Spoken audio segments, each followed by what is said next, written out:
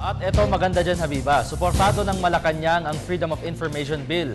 Gayunman, hindi pa matiyak ni Presidential Spokesperson Edwin Lacerda kung sesertipikahan itong urgent ni Pangulong Aquino upang mabilis na maisabatas. Ayon kay Lacerda, hindi pa niya nakikita ang pinalalistahan ng mga priority bills ni Pangulong Aquino na isusumite sa Kongreso.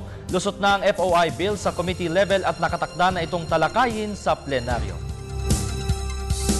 Meron kami Malacanang bill. In fact, when Yusek Quezon appeared before the Senate Committee on Public Information headed by Senator Grace Poe, Secretary Yusek Quezon already informed the committee that we will submit the Malacanang bill, Malacanang version of the FOI bill. So that is something that we are prepared to do. Also, I think in the interview with Inquirer, I think the President also mentioned that he's happy with the Malacanang version of the FOI bill.